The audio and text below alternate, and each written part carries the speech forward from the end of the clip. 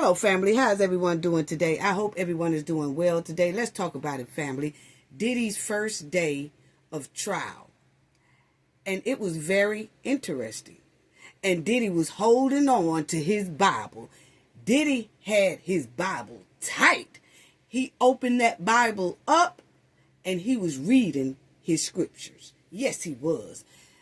That let you know it must have been real hot for Diddy to open up the Bible and start reading it. Let's talk about that too, family. And I'll be sure he said he ready to testify.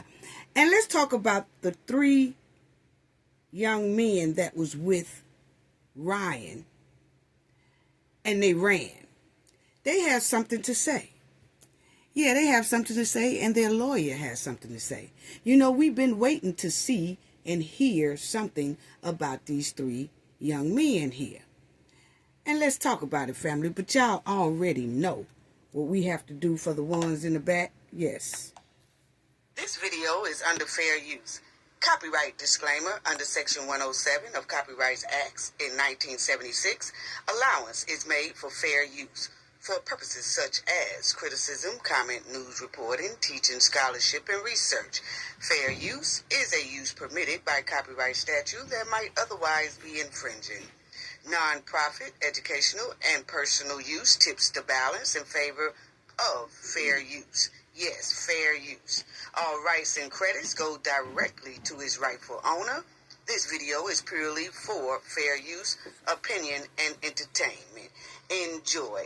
And we also want to add that everything in this video is alleged. Yes. Yes, family. So shout out to everyone. Let's talk about this as well. Shout out to the moderators, to the replay gang, comment section, the chat. Shout out to you all. Okay. Let's talk about this because we said we was going to cover Diddy's trial, and that's exactly what I want to do. I most likely will be coming on every day, but we will have the news from the previous day. But I just know that we're going to cover it. I might come on every 2 days and then just review 2 days or every day. And I'm thinking about on the weekends, we do a recap live. So let's try that out, family. But let's get right to this right here. Tory Lanez got poked in the jail. Okay. Yeah. And he's doing okay. They said that he's hospitalized, but it's not, it's non-threatening injuries. So say somebody hit him in the face about 2 or 3 times, had to take him to the hospital, but he's recovering. Wow. But they said a week ago, family, that Tory was on the internet. Now that's Tory in the middle. And you see that they said just last week he posted a pic of himself looking pretty buff behind bars and bragging his next album would be dropping soon. I'm trying to figure out how they doing all these posting pics and stuff. It look like they in the club. It don't look like they in the jail. Can somebody help me out here? Or is that how the jail is looking nowadays? Or do they have a section in the jail where everybody just parlay in front of some type of picture, poster, whatever? That looked like a skeleton behind this here boy right here. Where did they go? Was they out doing some community work? Or what was they doing? And then they just post up and they took these here pictures like they was in the club. Okay? Because that's what club pictures look like to me. I'm trying to figure out how do a prison picture look like that. But I'm not, I land my plane on that one. Anyway, he was bragging like a couple of weeks ago that he gonna get ready to drop an album. So I was saying to myself, it's just my opinion. I'm just asking a question for real. I'm just saying to myself, if you are sending out pics and you bragging and you showing off how buff you are and you bragging on, yeah, my album gonna drop soon. If you bragging to the public or you bragging inside of the prison, because I can tell you right now, the prison is the wrong place to be bragging. I'm sorry. They don't care who you is. They don't care how much money you have. You are in there with the gang. And they are not playing with you. They don't care nothing about that bragging. They don't want to hear nothing about that bragging, and you finna drop a record pretty soon and all that, and somebody in there got life, somebody in there got 40 years, somebody in there got 30 years, and you talking about, oh, I ain't got but about 10 years and I'm gonna drop my album. They gonna get you just for bragging about that. I'm just saying, was that the case? Might not have been the case. I'm just giving a scenario, because if you bragging on social media, how did you do that? But anyway, if you bragging, trying to show people, oh, I'm good, I'm gonna drop me an album, I'm wondering if are you doing that in there, because that can cause a disturbance, a little brawl. But anyway, family, they said that he'll be all right. Now, I just want to show y'all this, family, right quick, because these are the three guys that ran along with Ryan when they had, pulled, not pulled over, when they tapped on that car, telling the guys to get out the car, and they all jumped up and ran, okay? These are Ryan's three buddies. Now, this is what they say. Check it out, because it kind of fits what we were saying about most likely, if true, that car was missing payments or in repossession mode. It's not like they went and jacked that car. Okay? So as you see right here, family, I just want to go through this before we hit on Diddy. But as you see right there, it says both Austin and Butlux are being charged with receiving stolen property and obstructing official business. What that say, family? So it says that all three of them are being charged with receiving stolen property. So that means someone else must have stole it, and then they had it or was riding in it. And it could be something as simple as somebody know that they are behind in payments and didn't say nothing about it. And then one of them could have said, hey, can I borrow your car? And then they borrows the car and then probably went out or whatever, couldn't get in the house or didn't want, whatever. So they slept in the car. Well, the repo folks came. And the repo folks came to snatch the car. Okay? So it could be that they didn't know that it was stolen. It could be family. People could do that out here on the street. Somebody can have something, or somebody can give you something. Somebody that you know. Hey, you want this outfit? And you say, yeah, I could use that outfit. I'm going to wear this to the club. And then you wear it, and then you get pulled over, and it's stolen. And you be like, shoot, I just borrowed it. I mean, I got it from my friend, but I didn't know it was stolen. It could be anything as simple as that. Or a nice Gucci bag, or anything, or any type, anything. And they say, oh, well, that's stolen. And there's some people that'll come by in the hood and be like, hey, I got this, I got that, I got this purse, I got this bicycle. You want to buy it from me? And you buy it. Some people buy it and know that it's stolen. And then some people will buy it because the person told them, oh, I just want to get rid of it. I don't really want it, need it. I'm finna get me another one. And you say, okay, and you buy it from them. And then you ride to the store on that bike. And then that police pull you over and say, hey, that bike right there is stolen. And then you be like, I ain't know it was stolen. I bought it from somebody. Well, you receiving stolen property because this bike right here is stolen. Okay, then when they ask me who, or ask you who sold it to you, and you don't tell them, then they can consider that obstructing. Right there. Obstructing official business. So it kind of fits. And like I said, maybe the car, that said allegedly the car was behind on payments. And then they was in the car. So they must have received that car from somebody, or it could have been one of their girlfriend car. Hey, let me borrow your car. I'm going to go out. Me and the boys going to go out or whatever. And they go out. And then you don't know if he couldn't get back in the house or she mad or whatever. Or you just don't know. And then next thing you know, the police and the repossession man, repo, come get it. But when they get them, they say, we didn't know that it was stolen. Or it was reported stolen. And then when they say, well, where'd you get the car from or whose car is it, they don't want to say nothing.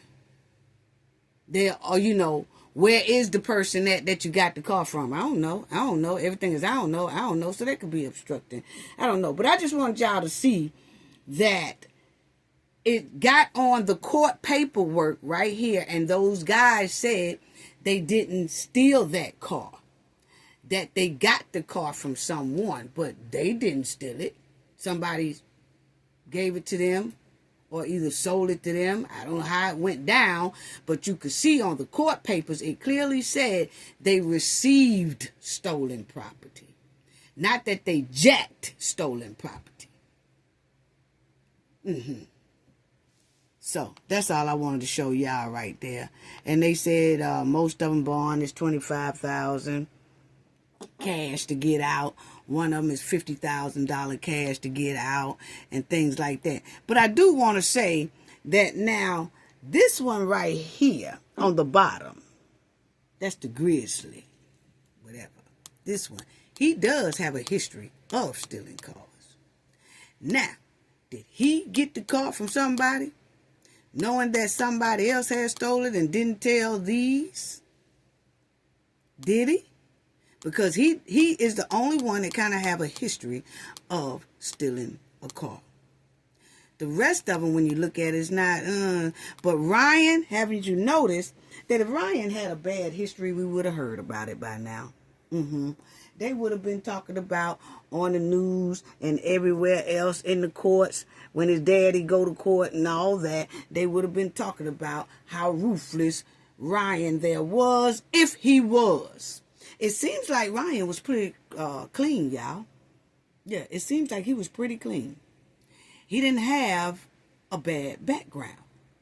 And when you look at some of the court records, they tell about these three guys' background, which this one right here has a history of stealing stuff. But, stealing a car. But this one right here, you don't hear anything about, he got a history of stealing cars. He got a history of running from the police. He got a history of that. Most likely he was scared, and some of the other ones were scared too, that when they got woke up and police there and you say, get out the car, boy, they took out running. And, hey, a lot of people take out running when they see the police and really didn't have a reason to run. They just... It's something about the rumors that they hear about police and things like that. Their instinct is to start running. So, but what we can say, I know a lot of people say, well, why did he run then? Or why did he run then? I could tell you this, his background is not bad at all. And maybe because he had a weapon on him, and he knew that he had to be 21 to carry that weapon, but Ryan was only 18. That's the only thing I see, but it doesn't show that he have a history of hurting anyone with a weapon, DV type of situation, stealing anything. And just think about it, family. It would have been all out by now. Just like they tried to do with the other situations when boys or men or something, get incarcerated, or, just like how they did Tyre Nichols. First thing they said, oh, he had some mushrooms. He did that. You really don't hear nothing about Ryan besides he had a weapon, and he didn't do nothing with the weapon. He didn't even point it at anyone. So that's all I just wanted to say about that right there. Think about it. Anyway, so Al B. Sure said he ready to talk, family. He said, yes, he is ready to talk, and he's ready to tell if need be. And it looked like it is if need be, because Al B. Sure did an interview last week, and he said that he got subpoenaed. And so when he gets subpoenaed, most likely he will be a witness. But you'll see there it says veteran R&B artist Al B. Sure is speaking out boldly against Sean Diddy Combs, claiming he's the last man breathing who knows the truth about the embattled music star. So he said he knows a hell of a lot. And yes, he do. You know why? Because he was married to Kim Porter. He was married to Kim Porter, and then Diddy got her. So yes, he do. He knows a lot. He knows a lot about Diddy. And him and Kim Porter always talked. And he had a lot of love for Kim Porter. She had a lot of love for him. Even though she started messing with Diddy, they all knew each other back in the day. Kim was married to Al B. Sure first, and then Diddy wind up with her. And they was all hanging together, too. It's not like, they wasn't friends or didn't know each other, like Diddy and Al B. Sure didn't know each other. No, they hung together very, very tight. And Diddy was hanging with them when Al B. Sure and Kim was married. It's just he wind up with Kim. And you will see that Al B. Sure and Kim Porter's son right here. Quincy. Yes.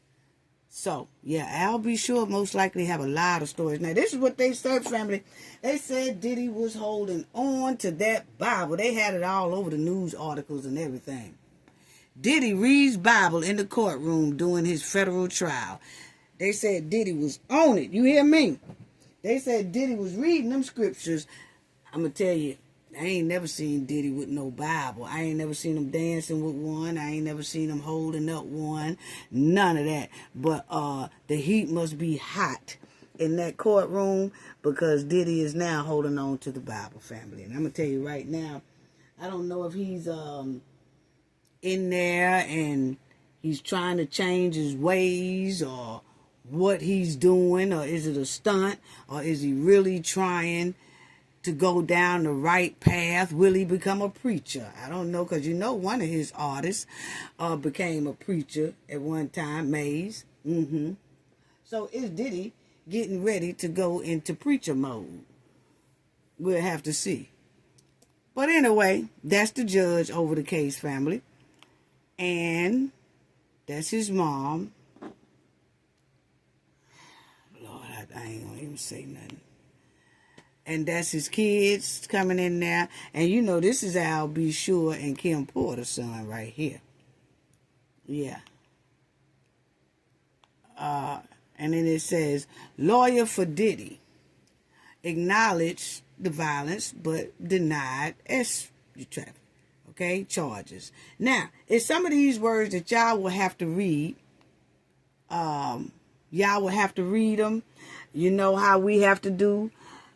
We're going to have to skip. I'm going to have to skip over some of them or do it like that or something like that. But y'all know what's up. Okay, so it says during the first day of the trial of the music mogul, who is also known as Diddy and Puff Daddy, prosecutors accused him of running a criminal enterprise to coerce women into the S. Okay, now, I'm going to show y'all about why they put the S traffic on Diddy, most likely. I'm going to show y'all that, but let's go over what all happened in court first, and then I'm going to show y'all so maybe some people could get a clear understanding of why they stuck them charges on there. Because I do hear a lot of people saying, okay, he did that, but that's not S traffic. That's not, he did that, but that ain't as that, that's just a relationship, or that's just people who agreed to do that, okay? I'm going to show y'all a trick in some of these things, and I'm going to show y'all why they stuck that on Diddy, so that the Knowledge family will know while they're listening to the trial for these next 8 weeks or 7 weeks. So, this is it. Now, This is Diddy's lawyer. This chick right here. Okay? She's good. She's the top one. Okay? How they put it, like the head or the lead prosecutor of the team.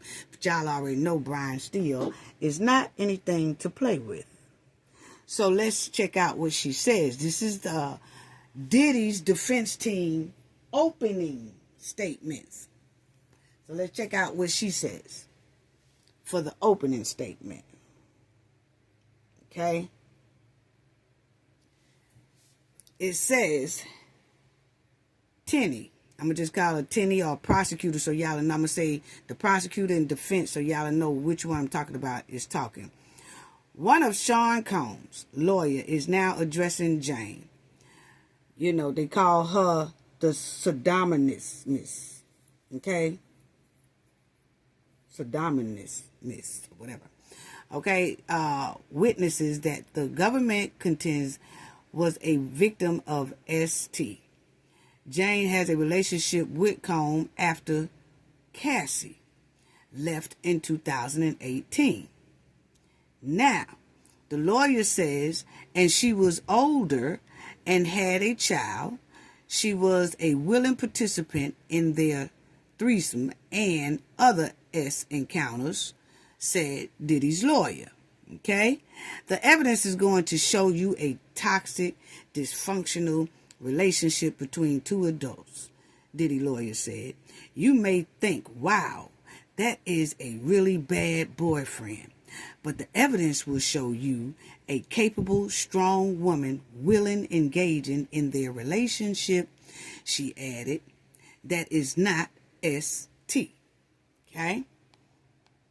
This is her opening statement. Then Diddy lawyer says that Combs had begun delivering the defense opening statement. So Combs is a complicated man, but this is not a complicated case. She said the government is trying to turn consensual S relationships into ST. It will not work, she said. Okay, so this is her. And she's saying that Diddy is basically a magnet for people to be drawn to him because he's larger than life figure who works for his wealth and his success. No one gave him a dime, she said. Okay. Okay. Then she says, this case is about Sean Combs' private, personal S life, says his lawyer. Combs, which it has nothing to do with his lawful business. She said Combs' defense admit that he is violent, that he takes that street candy, that he has anger issues, but they said he is not guilty of what he is accused of. Okay? So his lawyer tells the jury they may be multiple points where you think he is a jerk, he is mean, but he is not charged with being mean. He is not being charged with being a jerk. He is charged with running a racketeering enterprise. Okay? That's his defense team saying. Okay? She also says that DV is a very serious matter and a bad illegal problem, and is something the law addresses. We take full responsibility that there was DV in this case. Combs' defense team is emphasizing that many of the relationships in his life lasted for years, and that the women in the case were involved with him. So they was willingly involved with Diddy, is what they're trying to say. These women were strong, capable, and they were in love with him. his lawyer said. She added, the evidence is going to show you a very flawed individual, but it will not show you a racketeering or a ST type thing, okay? Or he wasn't transporting anybody for, them streetwalkers or whatever. He wasn't doing all that. That's what she's saying. Then she says, his lawyer said, zeroing in on the security footage of Combs hitting Cassie in a hotel hallway in 2016, which was shown on CNN and will be a key piece of evidence in this case. His lawyer acknowledged that the video showed Combs violent towards her, but that the full footage, including scenes that have not been shown publicly before, will portray it as the result of a squabble over infidelity in their relationship, which was discovered on a phone. The video is overwhelmingly evident of DV, the lawyer said, but it's overwhelmingly evident that this DV is over a phone and not over trafficking. You know what I'm saying? So what she's saying is, yeah, we're going to admit that, that video that you seen was, very violent. But at the same time, when y'all see the full video, you will see, like, Cassie take his phone from him, or she finds something in his phone and start acting erratic and things like that. Okay, but we'll see. Okay, so that was the opening statement from Diddy's team. This is the prosecution statement. This is the prosecutor. Now, this lady here also had prosecuted Maxine, Epstein girl. Okay, yeah, she's the one that hemmed Epstein girl up. And she wanted Epstein, but y'all know that, he passed away inside of the jail. So, as y'all will see here, at the bottom, she did. She was also involved in Maxwell case. That's Jeffrey Epstein's girl. But, Jeffrey passed away, but she did get Maxine, and Maxine is actually sitting in the same prison that Diddy is in. Okay, so now this is the prosecution, what they're saying. Now the prosecution said, in the beginning, is beginning to detail the FOs at the center of the government's case, which were also called Wild King Nights or Hotel Nights. She said Sean Combs businesses often paid for expenses associated with these events. The prosecutor says two women, Cassie and another woman, referring to Jane, they going by her by Jane until she get on the stand. I guess when she get on the stand, she will have to tell her real name. But as of now, they're just using Jane. Okay? We're directed on what to wear, what street candy to take, and then on every step of the S activities. So he directed them on every step of activities. Now, the prosecutor also says, wow, there was another side to Sean Combs, the entertainer, a side that ran a criminal enterprise, she said. During this trial, you are going to hear about 20 years of the defendant's crime. But he didn't do it alone. He had an inner circle of bodyguards and high-ranking employees who helped him commit crimes and helped him cover them up. Okay. Anticipating Sean Combs' possible defense, the prosecutor says this case is not about a celebrity's private sexual preferences.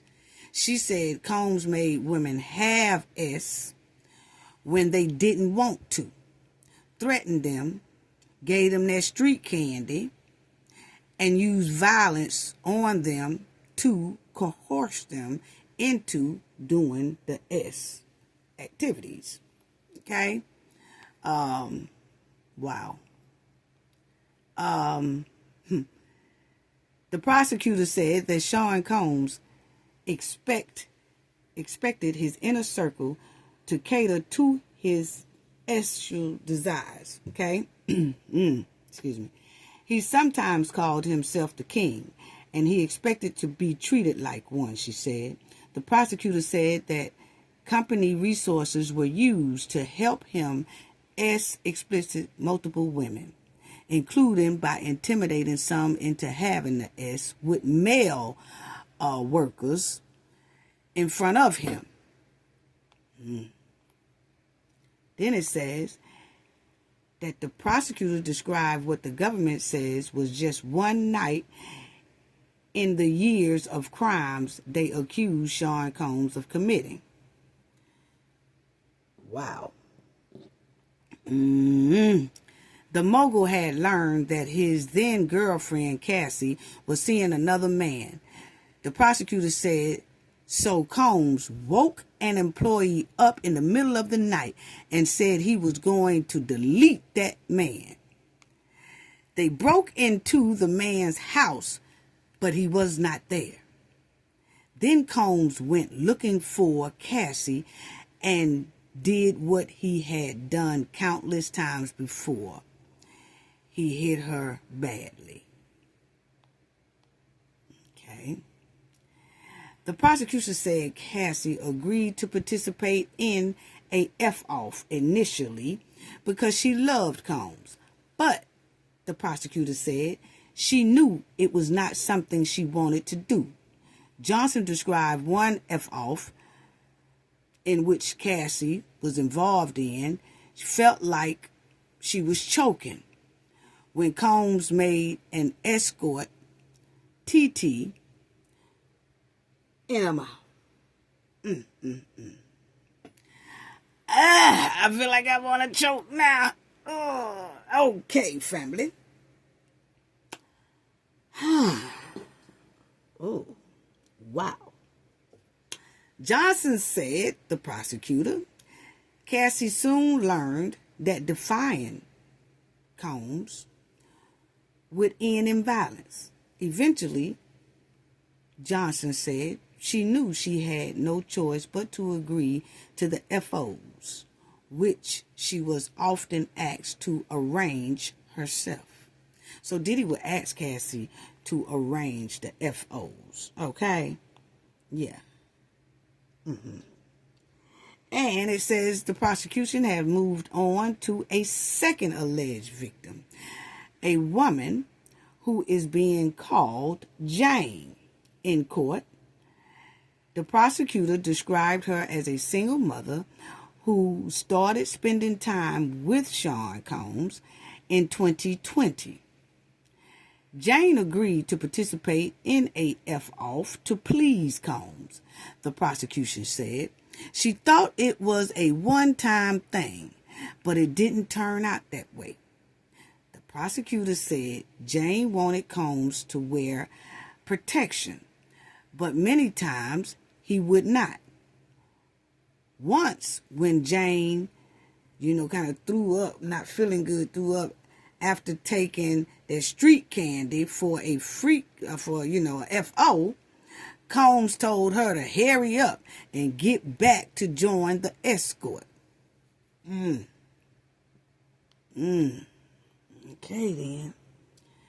The prosecutor also says that to control Jane financially, Diddy discouraged her from working because he wanted her to be available at a moment's notice and started paying her rent. Wow, he started paying her rent. As with Cassie, Combs threatened Jane, with videos that he had recorded of the FOs. So he told this chick he didn't want her to work. She was started going with Diddy or messing with Diddy after Cassie had left. So this chick here started talking to Diddy in 2020. And she agreed to the freak off, but thought it was going to be one time. But then it turned out to be a lot of times. But he told her not to work. He'll pay her. And then he started paying her rent and all that stuff like that, just to so that she could be at his every beck and call when he need her to be for the FOs, okay? Because he don't never know when he gonna decide to have one, and she needs to be available, basically. Now,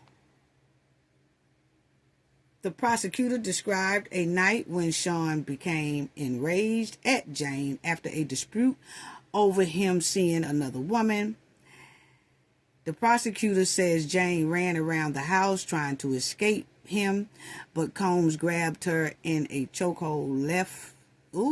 He grabbed her in a chokehold, lifted her off the ground by her neck, and then started, kicking her to the ground.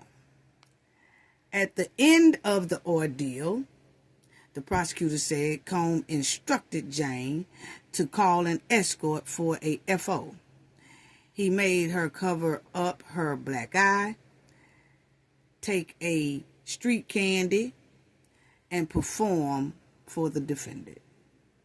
So after he whooped her, he told her, now go in there and call an escort. And let's get it on.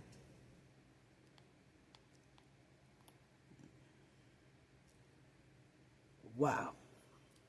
The prosecution has introduced a third woman, accusing Sean Combs of coercing her into S, referring to her, by Maya.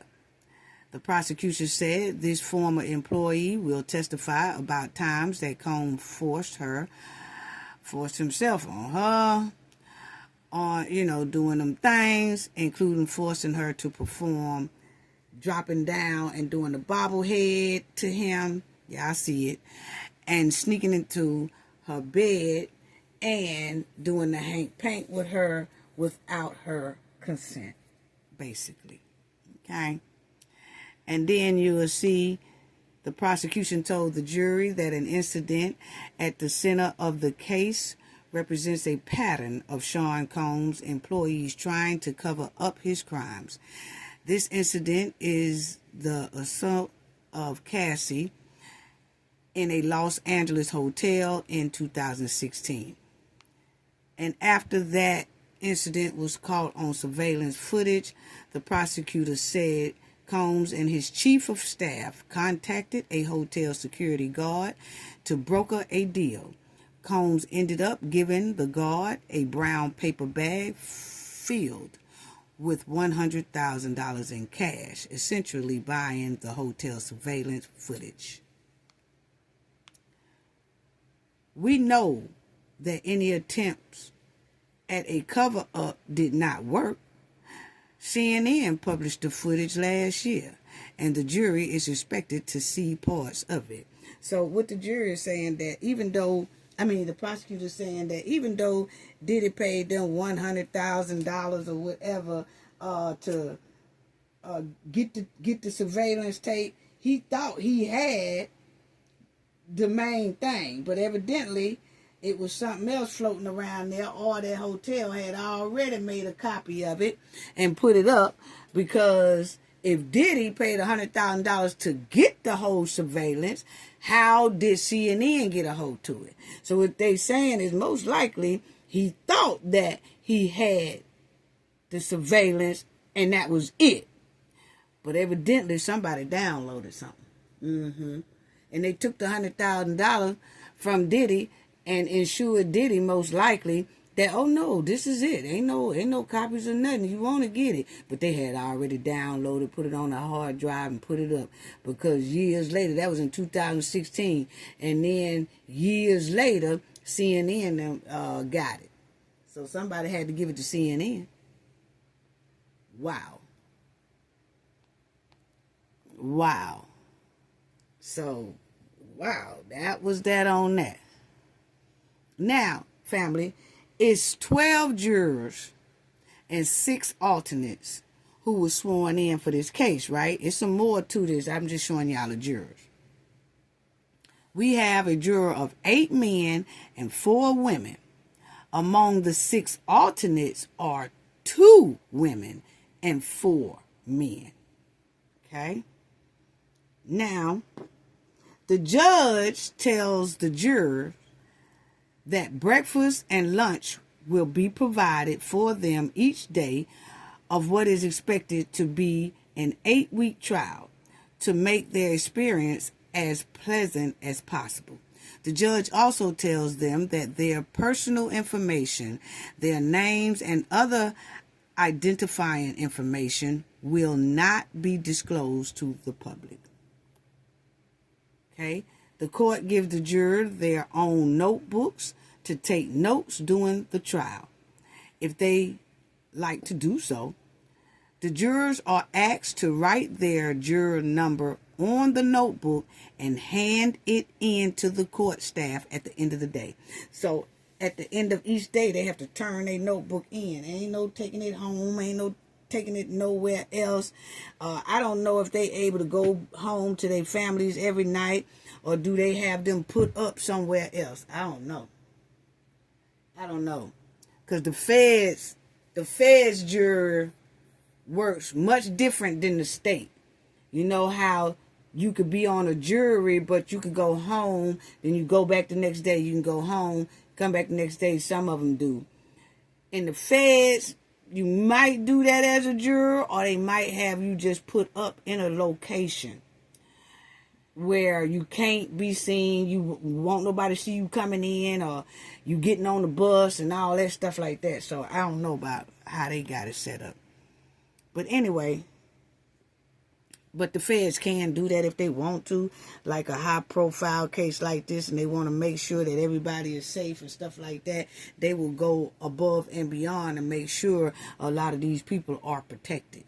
So what usually be normal that most people might think, when you're dealing with the feds, it don't happen like that. You see what I'm saying? So it just depends. And they had a line around the courthouse, family. That's what this is saying here.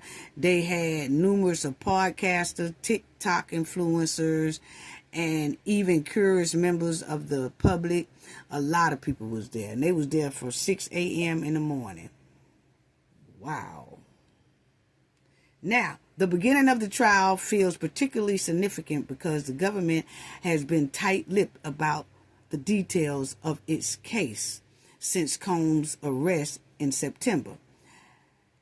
A restrictive protective order was put out on the case, meaning neither side has been allowed to discuss sensitive details publicly.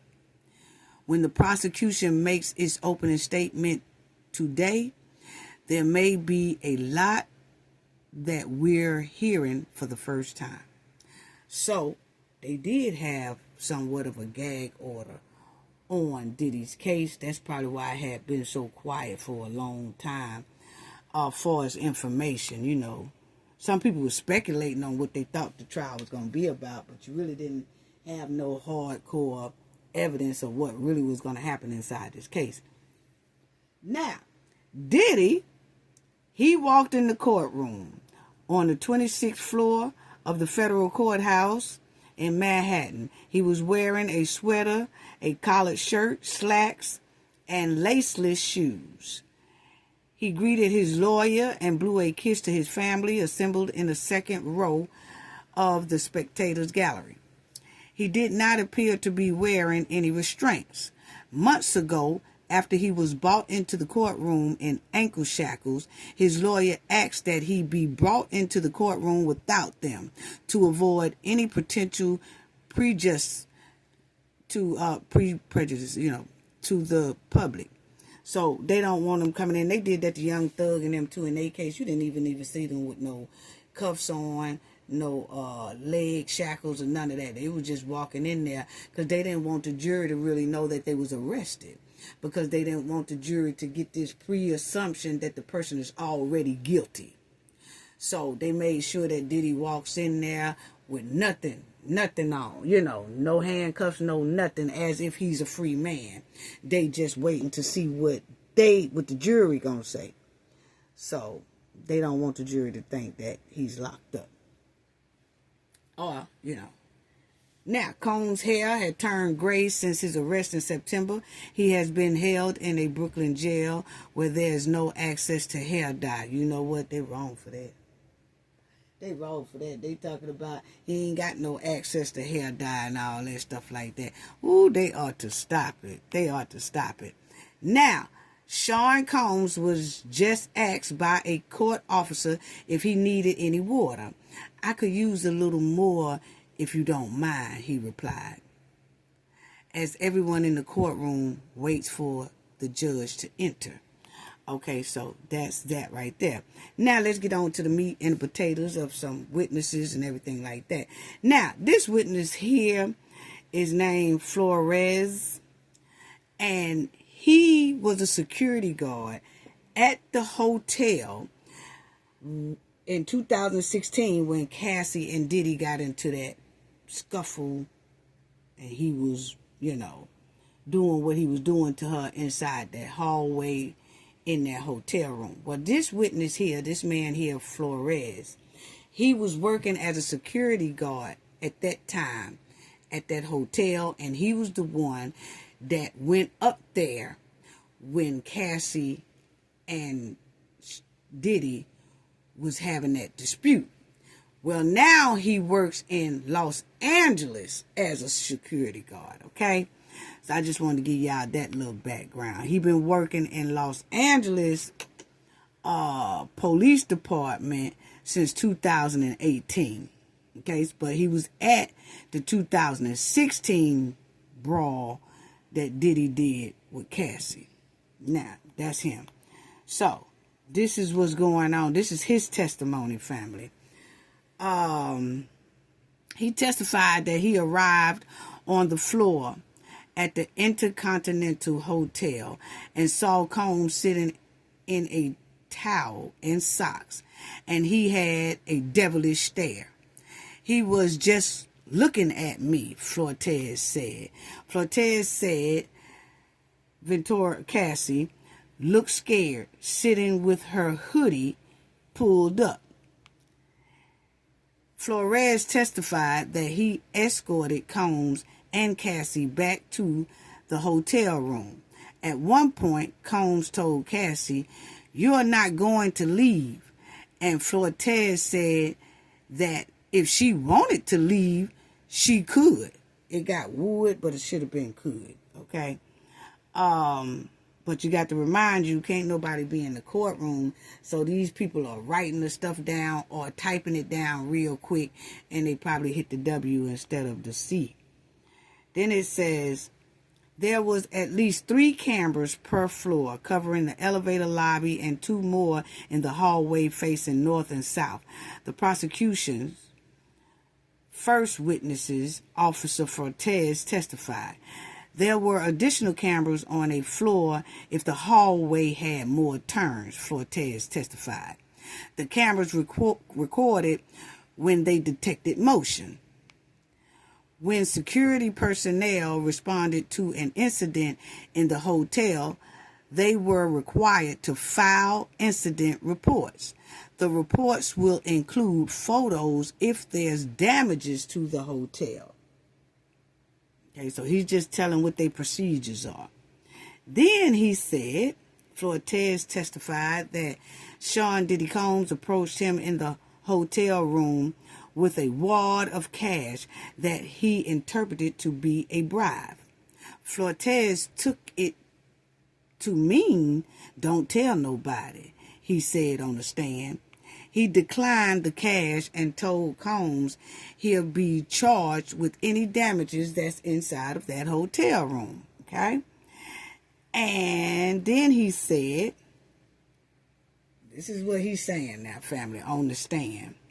Then he testified that he recorded hotel footage on his phone, but did not download it from hotel computers because he didn't have access to the computers in the hotel. So what he's saying is he used his cell phone to record what was going on with Diddy and Cassie, and he said that he would have got it from the hotel footage, but when he went down there to try to do it, he didn't know the password, so he couldn't get into the footage to download it. This is what he's saying. Okay. Now, Flores said he discussed the incident with his supervisor that day, as well as doing a briefing with a security guard on the next shift. Flores also sent an incident report describing what happened. He said he tried to view surveillance camera footage again a couple of days later after another guard said he wanted to see it. When Flores searched for the footage on the hotel system, he couldn't find it. Flores, who is now a Los Angeles police officer, showed his colleague the footage he took on his phone. Did anybody catch what I just caught, family? If so, I'll give y'all a minute. Can anybody put in the chat, did y'all catch what I just caught? But see, I've been doing this for so long too, so it's just easy for me to catch, and that's what I was trying to do, to find holes and stuff like that. But Mr. Flores said, that he tried to view the surveillance footage again a couple of days later. He said he tried to review the surveillance cameras again. This is what he said, again, a couple of days later, after another guard said he wanted to see it. When Flores searched for the footage on the hotel system, he couldn't find it. Flores, okay? So he said he tried to look at the surveillance footage again. That means he did look at it the first time then, right? I mean, I'm just asking the question. Because he clearly says that he wanted to look at it before, but he didn't have the password to it, is what he said. Is it over here? That's what he said. Right there. He testified that he recorded the hotel footage on his phone,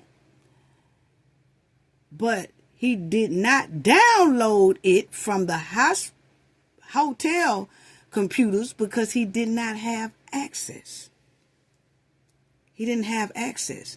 He didn't know the password, or he didn't know how to get in there to download it. So he said he did not download it from the hotel computer because he didn't have access. But then here he says, I tried to review the surveillance footage again a couple of days later after another guard said he wanted to see it. When Flores searched, that means he got into that computer. If he searched for it, then that means he got access to it. He said he searched for it, but it was gone. And it was most likely gone because you remember that we heard in the prosecution statement that Diddy did a broker deal, allegedly, that he paid someone that works there to give him that surveillance footage for $100,000. Well, Mr. Flores said that he didn't download it the first time. Like he's saying, he took all the footage off his phone. All the footage he took off his phone. Because he ran down there to download that video. Even though he had the footage on his phone, he still went down there, to the computer or the camera system. He said, but when he went down there, he didn't have access to it, meaning that he really couldn't get in there, needed a password or something. But all of a sudden, a couple of days later, one of his homies said, damn, I want to see it. Hey, come on, let's go down here and see it. And he went down there, and he said they looked through the surveillance tape, but that was gone. It sounds real. I don't know, because I'm going to tell you right now, is that type of stuff right there could make Diddy's lawyers say he ain't credible, or ask him to go over that. But when I looked at it, nobody even really mentioned that, family, because it looks like he got off the stand and then that was the wrap. So I don't know if they're going to call him back again, or because usually when a witness get off the stand, they gone. You know what I'm saying? They go back to their regular life or whatever. They ain't got to, unless they be called back. But, honey, I would have got them on this. I thought you said that you recorded this footage on your phone. And that when you went down to the surveillance office, you didn't have access to get in it. So you didn't download it because you didn't have access to get in it. But then a couple of days later, you talking about it with one of the homeboys on the job, and you're going to take the homeboys down there to go check it out, and evidently you got in it because then you said you can't find it. So how did you all of a sudden get access to this surveillance camera? Because you said the first time you didn't have no access to it. So a couple of days later, all of a sudden you got access to it? Yeah, see, I would try to make it that he's not a credible witness. I mean, we just reviewing the thing, okay? I ain't trying to get nobody no pointers or nothing like that. You know what? I might not need to say too much or nothing. Yeah. I'ma just read it and let it roll. But I just had to point that out. I ain't gonna point out nothing else, family, right now. Anyway.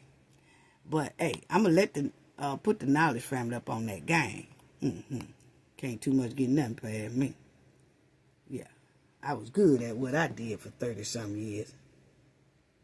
Okay, so here you go, family. Can y'all see that? I try to let y'all see the names of the people that we got these articles from, because these people work hard. These are people names at the top who put this certain, quotes out and articles out while they was sitting in the courtroom trying to hurry up and get it out to the people so the people can know what's going on. And they was doing a damn good job. Yes, they were. Okay, and then says a second video shown to the juror depicts security officer Flores trying to calm down Sean Diddy Combs in a hallway of the Intercontinental Hotel in 2016, while Combs can be seen shouting at Cassie from down the hallway. Moments later, Cassie wearing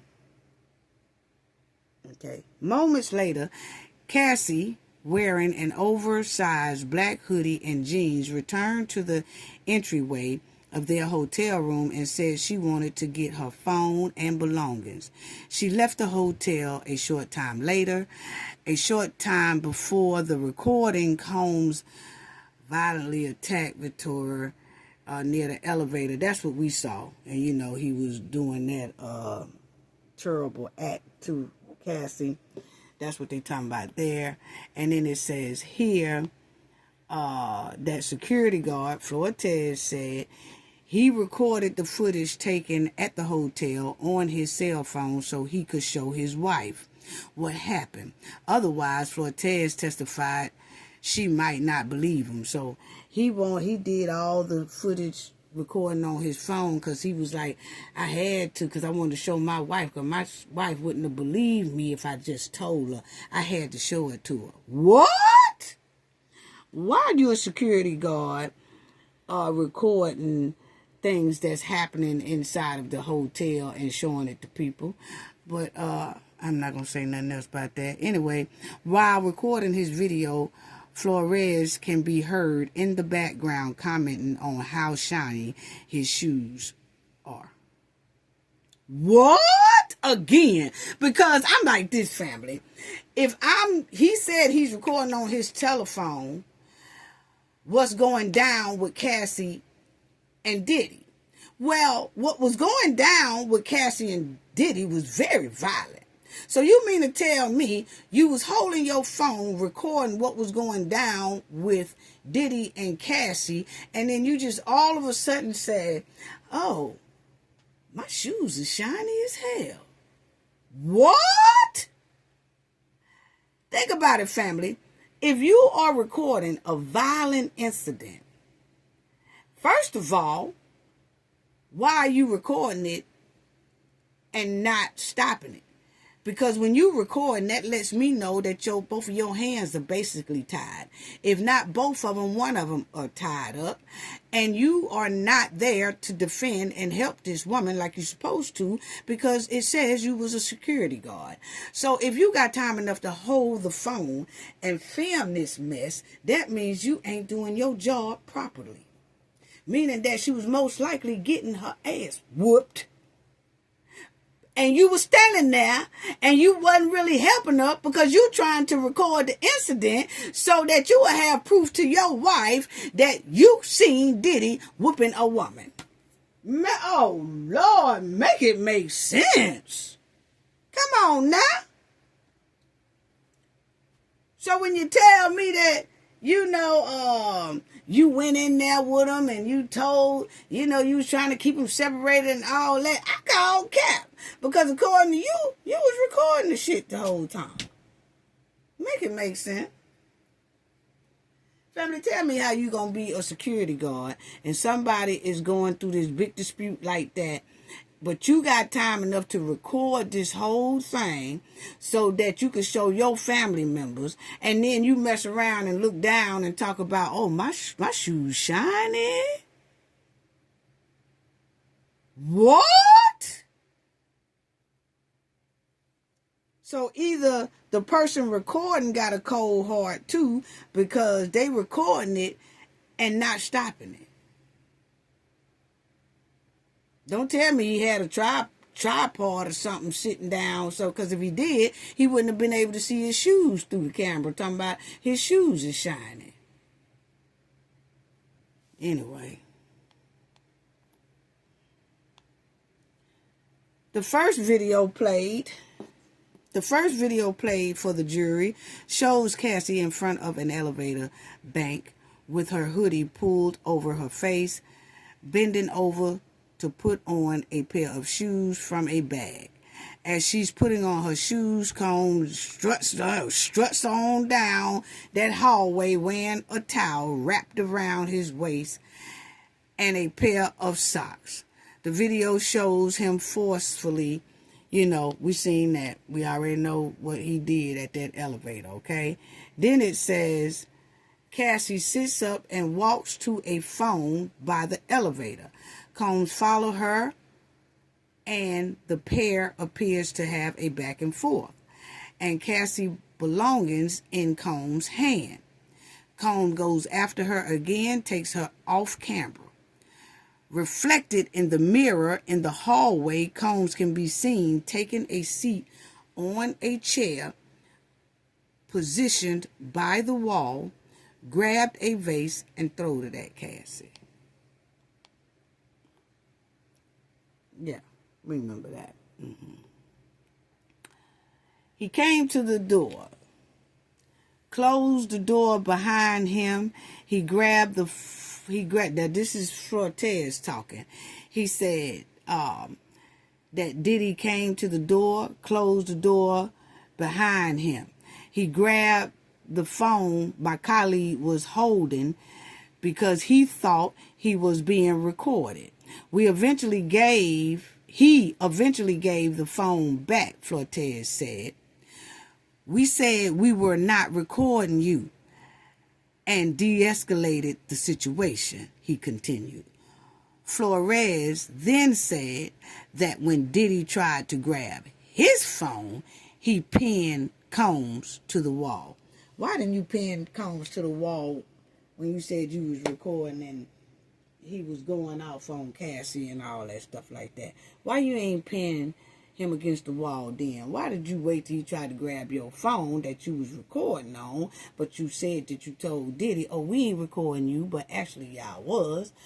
And you said when he got ready to grab your phone, you pinned Diddy to the wall. Why didn't you pin him to the wall when he was cutting up on Cassie? I'm just asking the question. Because I smell stank in this testimony. And see, I hope that people don't think that they going up there trying to be a witness against Diddy so that Diddy can have more time. But actually, they messing up the case by some stank holes up in their stories. Yeah, y'all ain't gonna be able to afford too many more of these type of stank holes right here. Because these are a lot of holes in this story right here. And I'll say it like this. I thought that the lawyers and the prosecutors and all of them supposed to prep these people. Because as soon as you would have prepped them, and they probably did, and he probably told them one thing, got up on that stand and said this right here, which is totally a little bit, not a lot, but it's a little bit damaging. Because to me, I'd have pointed out that this person ain't credible because he done told about 2 different lies. Yeah, he really had. Yeah, he said he told Diddy he wasn't recording, but he really was. Then he said he didn't have access to the surveillance camera, but a couple of days later, all of a sudden, he got access to the surveillance to try to look for it, but it was gone. So that let me know that you was able to get in it the first time that you said you didn't. But anyway, did I read that? Oh, then Flores said he caught up with Cassie as she left the hotel and headed towards the outdoor valet area of the hotel. She had a purple eye, he said. Flores asked her if she wanted him to call the cops, but she repeatedly said that she wanted to leave, he testified. Now, Flores is being confronted on cross-examination about why he omitted from a hotel incident report a couple of compelling details about his interaction with Sean Diddy Combs and Cassie at the Intercontinental Hotel 2016. Defense lawyer Brian, there go Brian Steele, I'm telling you. Brian Steele, that's Young, who was representing Young Thug. But anyway, Brian Steele is pressing Flores on why he failed to document 2 things that he told the jury today. That he saw Cassie with a black eye after responding to a distress call from her, and that Combs ordered her not to leave the hotel. Flores testified that he remembered the event clearly, including those key details, even though it happened roughly 9 years ago. I remember most of the incident, sir. That's what he's telling Brian Steele. So Brian Steele said that in this man's here report, he was telling the man, hey, on your report that you say you fill out every time it's an incident, when you filled it out, you never mentions that Cassie had a purple eye or a black eye. And you never mentioned in that report that Diddy told her she could not leave. Well, now he gonna say, well, it was 9 years ago, but basically I remember it now. Okay? But he didn't put it on his report back in 2016. Okay? So that's why Brian Steele asked him about that. Combs and Cassie continued to argue before she ultimately left the hotel room, Flores said. He said Combs called over to him. He turned around and Combs was holding a stack of money. He threw it at me, Flores said. Don't tell anyone, he said. Combs told him. Flores did not remember how much money Combs threw, but showed it was about a length of one thumb to pinky. He said he did not take the money. Did he take that money? Now, this time I need to hear from Diddy.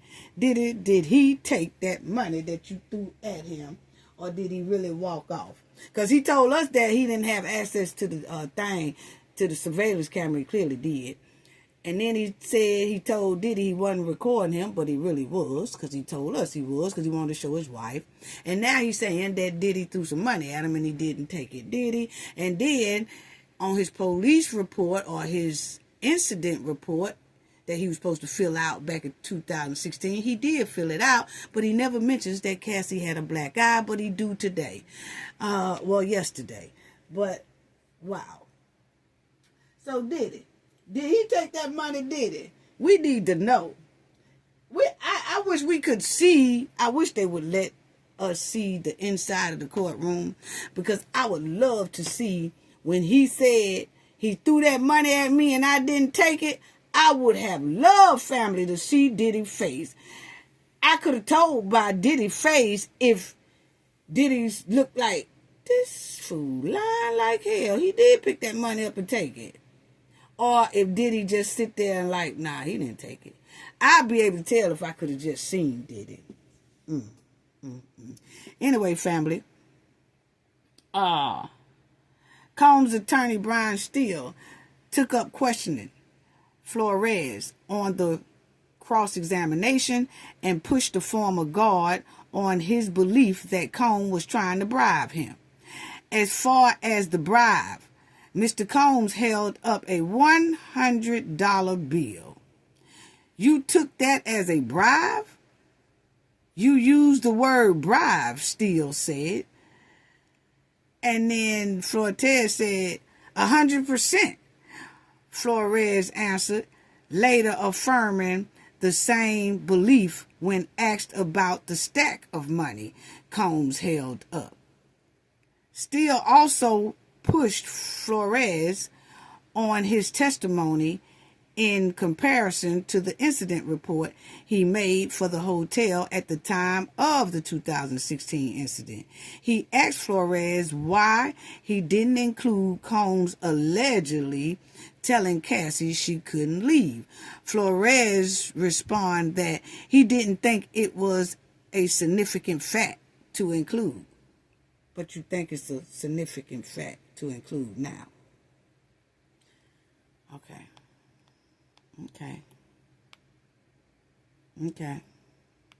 Now, this is another witness, family. We almost at the end of it. But this is another witness, family. His name is Phillips, okay? The prosecution's second witness testified that Cassie gave him a few $1,000s and said she would tip him at the end of their encounter. You know, they FO encounter. That's what they're talking about, family. Anyway, he said that Sean Combs was wearing a white robe with a bandana over his face and a baseball cap. The music mogul said he was in the importing and exporting business, while Phillips had bed activities with Cassie. He said Combs was sitting there in the corner getting off. Y'all know what I left that part off because y'all, you know. But so anyway, he said that this witness here said that when he was getting it on with Cassie or whatever, and every time they take some breaks or something, he would talk to Diddy. And he said that Diddy told him that he is in the importing and exporting business. What is that? Hope that ain't got nothing to do with Hank Paints. But anyway, then Phillips said, this is the second witness, said he was invited into a suite at the Grand Mercy Park Hotel in Manhattan by Cassie, who said she wanted to do something special with her husband. Phillips said he couldn't tell at first who her husband was, but that he recognized the voice immediately as Combs spoke. Okay? Wow. Then he said that he once managed a male review show, which is called a strip for women. Okay? A strip show for women. Okay? He testified that in 2012, he was paid by Cassie for doing S in the presence of Diddy. Then he said that Combs was given specific directions for how he should have that activities with Cassie. So he's saying that Diddy was telling him how to do it to Cassie, okay? The notes includes applies more baby oil onto their body, and they have to role play that they just met at an airport. So they were doing role playing all that right now, okay? Phillips, who was paid for those bedroom activities with Cassie, recalls another time when he heard what sounded like Diddy hitting her and Cassie yelling, "I'm sorry." After Combs left the hotel, Cassie ran to Phillips and jumped into his lap, he recalled. She was shaking. I asked her, why is she doing this? Why she is staying with this guy? The man testified. I tried to explain to her that she was in real danger if she stayed with him, is what he said. Wow. And he went on to say that she would be in trouble if he catch her over there with him, and was telling her to, get away from him because, it ain't gonna do nothing but be worse if he comes back and see her all cuddled up or on his lap and stuff like that. So he also was asked why he returned to Cassie and Diddy after the violent encounter that he witnessed. He said it was out of concern for Cassie. It was my way of being able to check on her and seeing she was okay. Okay, now the prosecutor asked Philip why he didn't call the police when he witnessed this violence. My thought was that this was someone with unlimited power, he replied. And chances are, even if I did go to the police, that I might still end up losing my life. That's why he said he didn't call the police. Okay.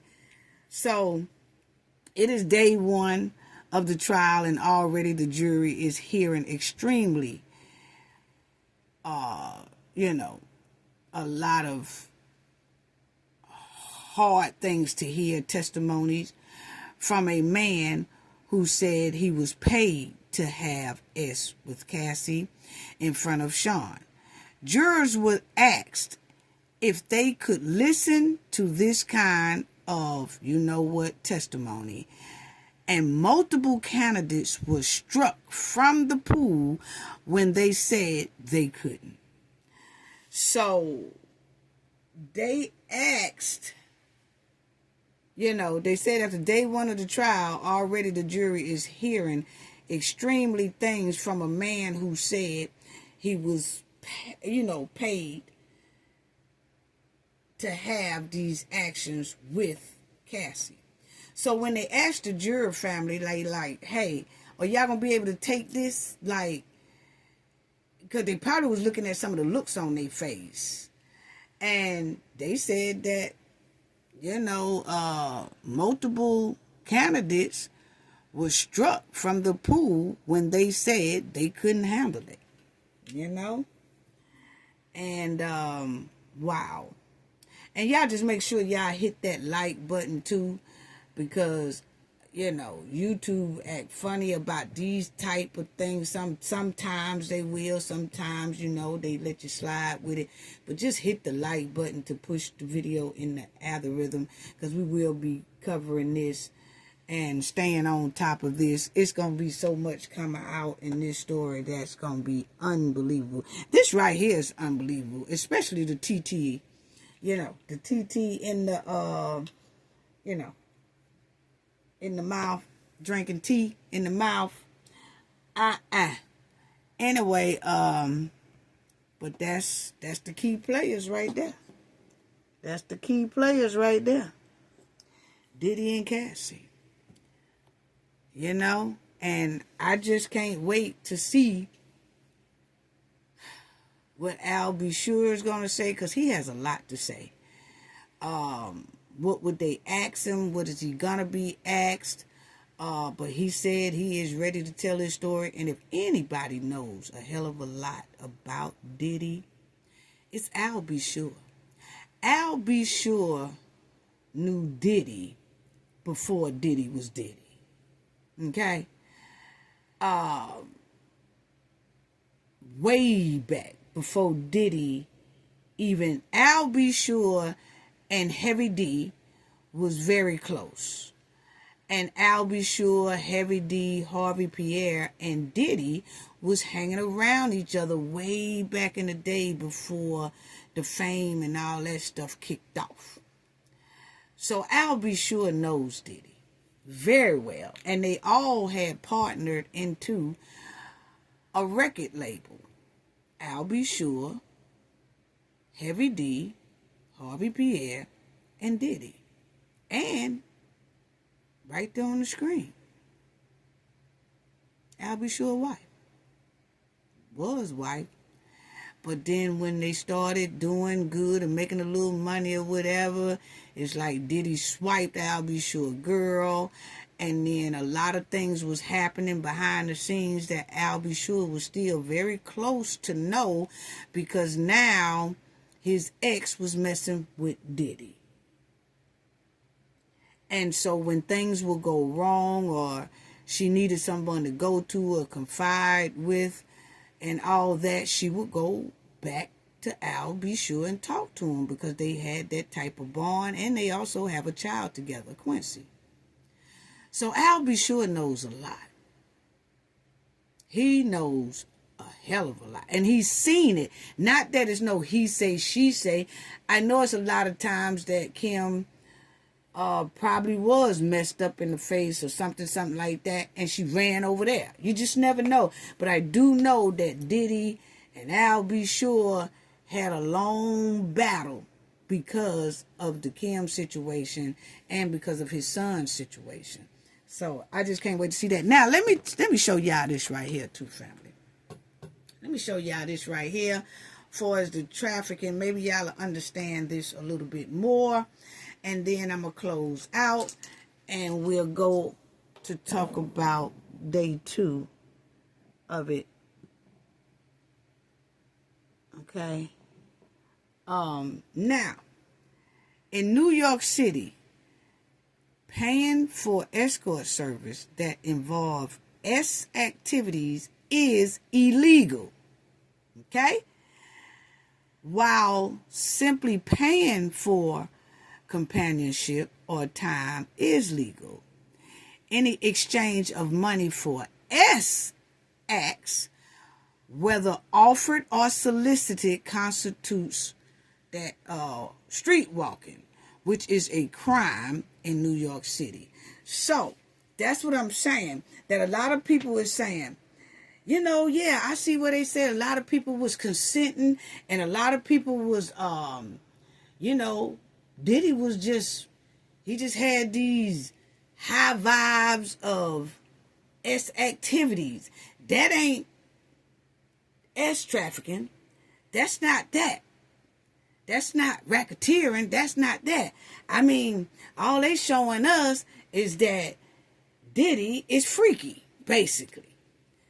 You have to understand the law. It says in New York City, paying for escort service that involve S activities is illegal. So, it doesn't matter if everybody consent to doing it. If Diddy is paying these escorts, like we heard that gentleman say that he was being paid to do things with Cassie, that is considered basically trafficking, especially if it's 2 or 3. Like, say if it's 2 or 3 people, well, that's considered traffic off top. It's considered illegal. But what I'm saying about the ST part, the traffic part, is that if it's 2 and 3 of them in a room, and 2 or 3 of them is getting paid, that's more than one person. So now if 4 people in the room is getting paid, that's considered most likely trafficking. Because you're not supposed to be paying people for money anyway in the state of New York, which is most likely why they are holding Diddy trial in New York. Okay? So you got to look at it like that. It's not like, I mean, they might show evidence where he was transporting people, but the thing is, if a person is coming from another state to see Diddy, and they pay, and Diddy pay them to have that bed activity, that's illegal. And if one person fly from one state and another person fly from another state and another person fly for another state because he's having one of those big parties of that, and then everybody get broke off and get paid, that could be considered, what they probably doing is making it as traffic. So you have to understand that too. So when you hear people say, I was paid to do that, like we just heard that dude say, and Cassie gave him extra money for a tip, and Diddy was telling the other girl, hey, call up an escort and tell them to come on over here. Well, you got to pay that escort. And actually, it's illegal. People think because, you call an escort to come over and do something too, call them over and y'all do something. That's not illegal. Yes, it is. You cannot give them any money. Now, if that escort come over there and you don't give them no money, it's not illegal. That person is just doing it, and you just doing it. But if you pay that person, it then becomes illegal. And most of the escorts that were coming over there were getting broke off very well. Mm-hmm. So you have to know why that traffic is in there. And that's why I wanted to explain it to the Knowledge family, because it's just so many people saying, I've been hearing about Diddy trial, but I ain't heard nothing yet to say that he's, traffic people. Yeah, it's a lot of people that said Diddy was paying them. And it's a lot of people that said about 4 or 5 of them was in the room at the same time, and all of them got broke off. That could be considered traffic, because it's more than one person. Now, I punched in Florida because Diddy had a home. Diddy has a home in New York, Florida, California. So I looked up all 3 states where his home is at, where he have these type parties at. Damn the yacht, because sometimes the yacht is on international water, so, you just don't know how to pull that in there. You see what I'm saying? But those homes are in New York, Florida, and California. So I just read y'all what New York law said. This is Florida law. No, it is illegal to pay for the service of a streetwalker in Miami, Florida, as it is considered purchasing the service of any person engaging in streetwalking under Florida statute. Okay? So, once again, it is illegal for the service of to pay. It is illegal to pay for the services. Now, if you don't pay for the services, then you straight. Okay? Now, in California, one of Diddy houses is at. In California, paying for escort service is legal as long as they don't involve sex acts. What? That's all escorts mostly do. But anyway, they're saying in California, paying for an escort service is legal as long as they don't involve activities. Escorting is permissible when it's for companion, social interactions, or attending events. So what California is saying is that you could get an escort, okay? You could pay for an escort, but that escort only can be for taking them out on a date, or say if you got this big event and you don't want to go by yourself and you said, shoot, I'm finna get me an escort because I want to go into this big fancy event with somebody on my arms. Then you could do that. Or you could take them to dinner, or if you just home alone, ain't got nothing to do, and you just want somebody to talk to, you can call them for that. But what you cannot do is involve activities with that person. If you do, now you're breaking the law. So you see? So I just showed y'all the different laws between New York, Miami, and California. All three Diddy have houses at. And those are the rules and regulations of each state. And that's most likely why New York got them up in there. Yeah. So it says that street walking, which includes any issue act in exchange for money or other compensation, is illegal. California law defines, as any act of, soliciting or agreeing to engage in, sexual activities. Okay? So now y'all know a little bit why that they have that S traffic on Diddy. Because it's numerous of people that saying they was at these FOs, even though it's consensual. Yes, even though it's consensual. The thing is, when you break them off a bag or when you break them off money, that's when it becomes illegal. And if you got 5, 6, 10, 20 saying it all at the same time that they got money for doing it, it makes it look like, or they can use it like, it is S traffic. Okay? So, and that's what I wanted to say about that. So now the Knowledge family knows all about that. So I just want to say that we will be covering this hard because it is a lot. I'll be coming out with the another video probably tomorrow, because I want to do it like no more than every 2 days, because I don't want to get too far behind and we trying to catch up on the story. So what I do is every 2 days at least, and it might be every day. But what I do know is that on the weekend, I do lives each weekend while Diddy trial is going on.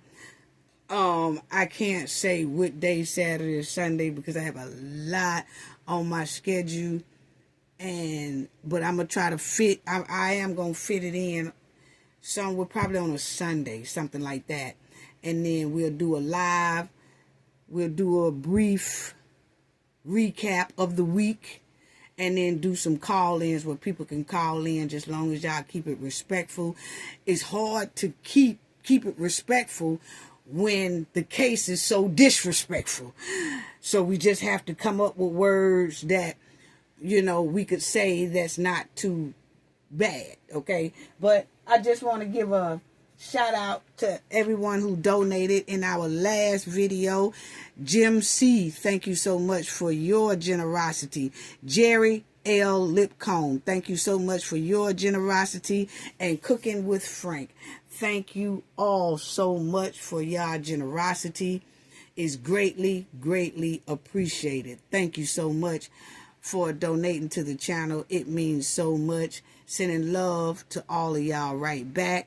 And I want to say thank you to all the replay gang and everybody. Thank you, thank you, thank you. Please don't forget to hit the like button and push this into the algorithm, okay? Thank y'all so much. Special thanks to the moderators. Special thanks to the chat. All our subscribers, new and all old, I'm sorry. Just thank you all, okay? Thank you to the chat. Chat be on fire. Yes, it do. So, gain knowledge to prevent blockage. And we all know what that means. The more you know, the harder it is for anybody to block y'all from your goals and success. Bye-bye.